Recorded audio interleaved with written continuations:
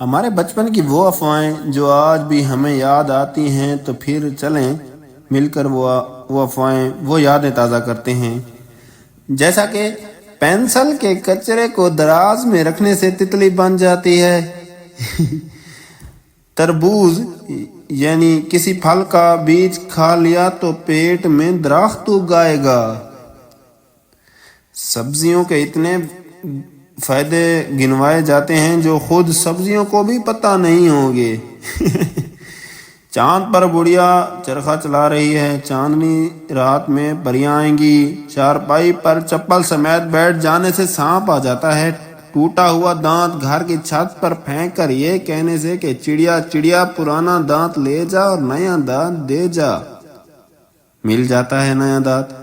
Teacher کی کرسی پر بیٹھو گے تو فیل ہو جاؤ گے، واہ واہ واہ واہ۔ لڑائی معاف کرو، اللہ کا گھر صاف کرو۔ کینچی کو خالی چلانے سے گھر میں لڑائی ہوتی ہے۔ آل تو جلا تو آئی بلا تو ٹال تو بولنے سے ٹیچر نہیں ماریں گی۔ نمک گرتے ہی پانی بہاؤ ورنہ قیامت کے دن پلکوں سے اٹھانا پڑے گا۔ سبحان اللہ۔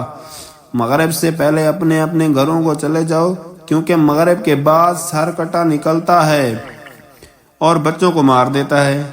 پنسل کے کچرے کو دودھ میں پکانے سے ریزر بنتی ہے۔ ہمارا اسکول قبرستان پر بنا ہوا ہے، جھوٹ بولو گے تو زبان کالی ہو جائے گی، حالانکہ بظاہر یہ بھی ایک جھوٹ تھا۔ مچھلی کھانے کے بعد پانی مت پینا ورنہ وہ پیٹ میں تیرے گی۔ کیا کوئی آپ کے اوپر سے پھلانگے تو آپ کا قد چھوٹا رہ جائے گا۔